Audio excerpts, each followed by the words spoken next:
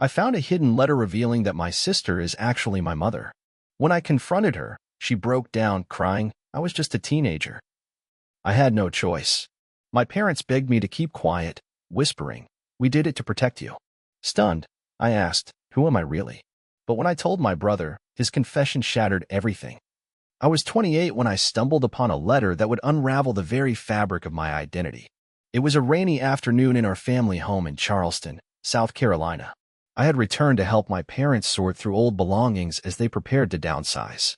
In the attic, amidst dusty boxes and forgotten memories, I found a sealed envelope addressed to me. Curiosity piqued, I opened it. The handwriting was unmistakably my mother's. The letter began, "My dearest Alex, if you're reading this, it means the truth can no longer remain hidden." The words that followed shook me to my core.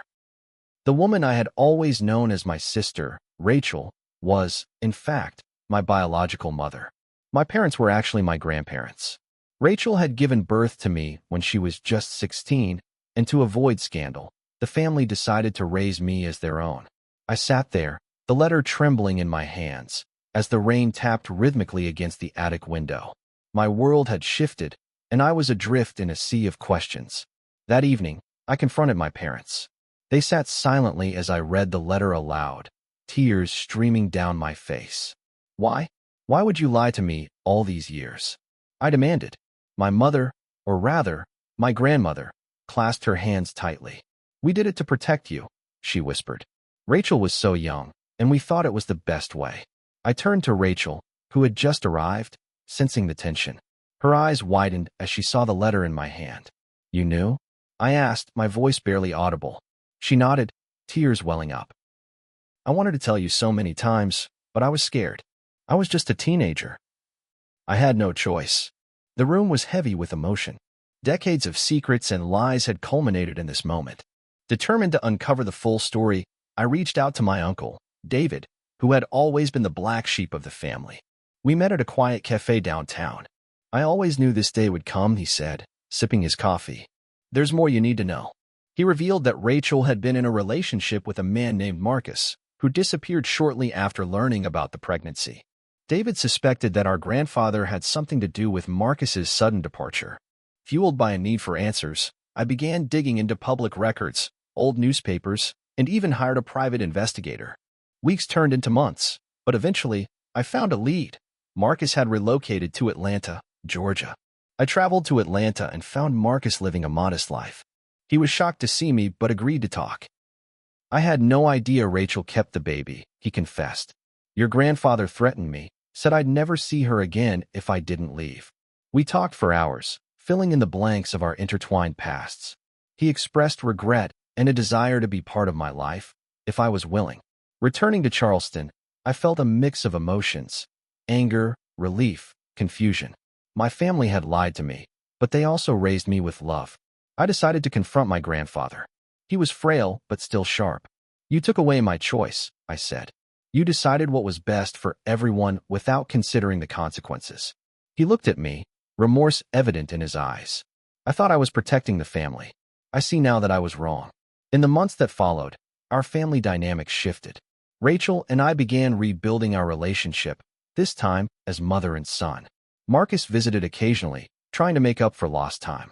It wasn't easy, but slowly, we found a new normal.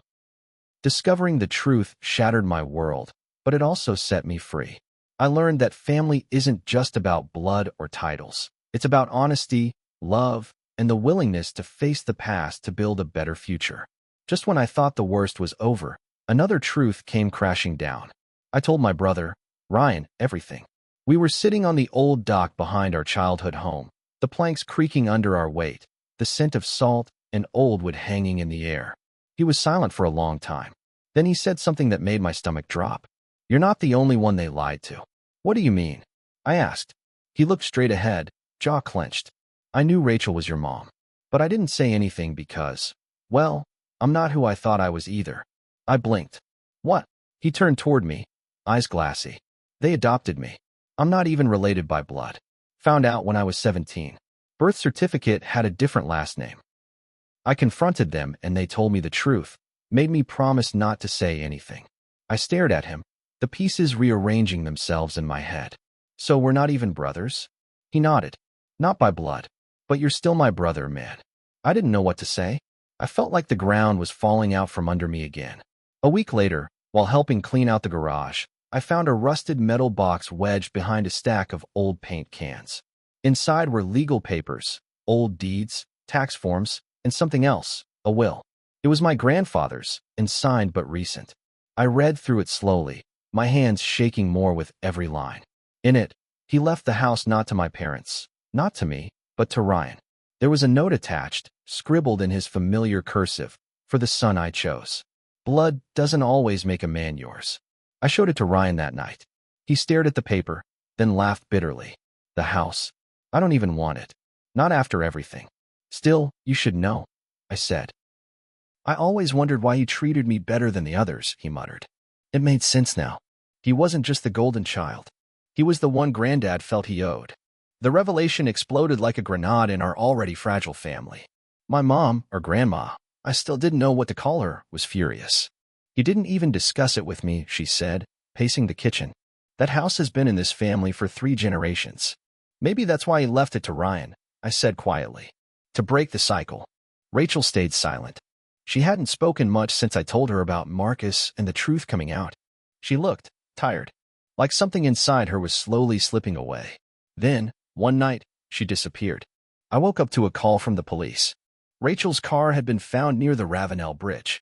The door was open, engine still warm, but she was gone. No note. No calls. Nothing. Panic took over. We searched for days. The police started investigating. Some thought she jumped. Some thought she ran. Nobody knew for sure. Then I remembered something Rachel had once told me, back when I was a kid. If it ever gets too heavy, sometimes you just have to disappear for a while. What did she mean by that? I started calling every motel, every friend, every possible place she could have gone. And then, a week later, I got a letter in the mail. No return address. Inside was a short note in her handwriting. Don't look for me. I need time. I'm sorry. Just when I thought things couldn't get more surreal, I received an envelope from a woman named Teresa who claimed to be a friend of my real dad, Marcus.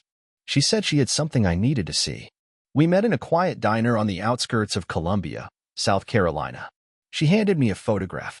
It was of Rachel, but younger, about 17. She was holding a baby. Next to her was another man, not Marcus. Who is this? I asked, pointing. That's not Marcus, Teresa said. That's my brother. He was seeing Rachel around the same time. That baby might not be Marcus's. What? My voice cracked. She nodded. Rachel never told anyone. But my brother always believed the baby, might be his. Suddenly, everything felt unstable again. What if Marcus wasn't my father? What if the truth I had clung to was still just a shadow? I didn't know who to believe. But I knew one thing. I couldn't rest until I found out. I couldn't sit with the uncertainty. I needed proof. I went and got a DNA test. Not just for me, but for Marcus too. It took 2 weeks. The wait was hell. When the results came in, I tore the envelope open like it was on fire. Marcus was not my biological father. I stared at the paper. The words were clear. No biological relationship. That meant the man I had just started building a connection with, the man who had cried over lost time, wasn't even my father. And worse? I had no clue who was. I called Teresa, shaking. Your brother? Is he still alive? She sighed. No. He passed 3 years ago. Cancer. Of course. The one person who might have known the truth, gone. But Teresa added something that froze me. He had a journal. Wrote everything down during his last year. Said he wanted someone to find it after he was gone. I kept it. I asked her to send it. The journal came a week later, wrapped in brown paper. I stayed up all night reading it. Her brother, Mark, had been in love with Rachel. But they had kept it secret, even from their families. He suspected she was pregnant with his child, but Rachel never confirmed it. She cut him off completely after her parents found out. The most shocking part? He claimed Rachel's father, my grandfather, had threatened him too. But worse than that, he said he believed Rachel's father may have assaulted her. I dropped the journal. No, that couldn't be. No way. I confronted my grandmother, the woman I had called Mom all my life, and told her everything I read. She didn't say a word. Just went pale. Then she muttered, I always suspected, but I never had proof. My world cracked again. Rachel finally reached out. She called me from a blocked number. She sounded tired, older. I read your letter, I said. I know about Mark. About the possibility. She was quiet. Was it him? Silence. Then, no, it wasn't Mark. My heart sank. Then who?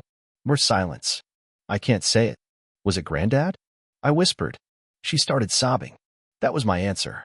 It hit me like a freight train. My grandfather, the man who raised me, the man who lied to me my entire life, was also my father. And Rachel wasn't just my mother. She was a victim, a child, and my father was a monster. I couldn't keep it inside. I told Ryan everything. His face turned white. That means you're my uncle and my brother? Technically, yeah, I said, voice dry. Ryan grabbed a beer, sat down hard on the porch. This family's cursed, he muttered. Maybe he was right. I told Teresa. She wept. I considered going to the police. But what could they do now? Granddad was gone. The statute of limitations was long past. So I did the only thing I could. I wrote it all down. Every letter. Every truth. Every damn lie. And I mailed it. Not to family, but to a local journalist. An old friend of mine from high school who now worked for the Charleston Post and Courier. I told her everything and signed it. A month later, the story broke. It didn't name names, but people guessed. Old neighbors started talking. Friends stopped calling. The phone rang off the hook. Half the town turned against us. The other half offered quiet sympathy. The house, the one Granddad left Ryan, was vandalized one night. Someone spray-painted "Monsters Live Here" across the garage. Ryan moved out. Rachel? Still missing. But the biggest shock came a few weeks after the article. I got a letter from a woman in Texas. She said she believed she was my half-sister. Said her mother had been Rachel's friend. She too had a child around the same time Rachel had me. She said the father was the same man. Our grandfather. Her name was Natalie. She lived in Houston, worked as a nurse, and looked so much like Rachel it made my chest ache. We talked on the phone first. Then we met in person. She brought pictures, letters her mom had saved. And just like that, everything Rachel had hinted at became fact. Our grandfather, that sick old man, had hurt not just Rachel but others. Natalie's mom was 16 when it happened. She never talked about it. But she never got over it either. She died young. And now Natalie and I were trying to make sense of being born from the same monster. Ryan and I decided to sell the house. We couldn't stand the sight of it. Too many lies in those walls. Before we handed over the keys, we took one last walk through every room. I found Rachel's old diary hidden behind a wall panel in her room. I read it cover to cover. She had tried to run away at 15. She tried to end her life once. She begged my grandmother to help her and was told to stay quiet for the good of the family. That's when I snapped. I didn't tell Ryan. I didn't tell Natalie. I waited until midnight, then drove back to the house. I poured gasoline across the floor, lit a match, watched it burn, not for revenge, but because that place was cursed. That house stood for silence, secrets, and sins. It had to go. The fire was ruled accidental. I said nothing. Ryan never asked. Maybe he knew. Maybe he felt the same. We buried that past, literally in ash. 6 months later, I got a call. From a hospital in Savannah, Georgia. Rachel had checked herself in. Malnourished. Severely depressed. I went to her. She was a shell of the woman I remembered. But when she saw me, she cried.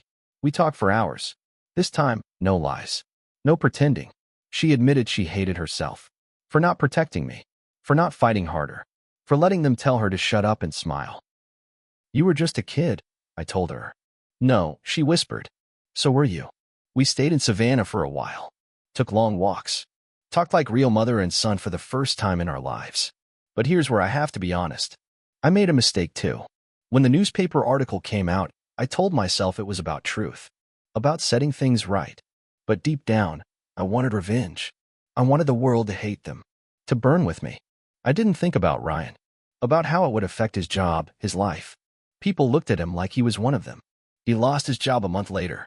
His girlfriend left. You should have warned me, he said. And he was right. I was so busy tearing down the house of lies, I forgot to look out for the only brother I had left. Natalie and I stayed close.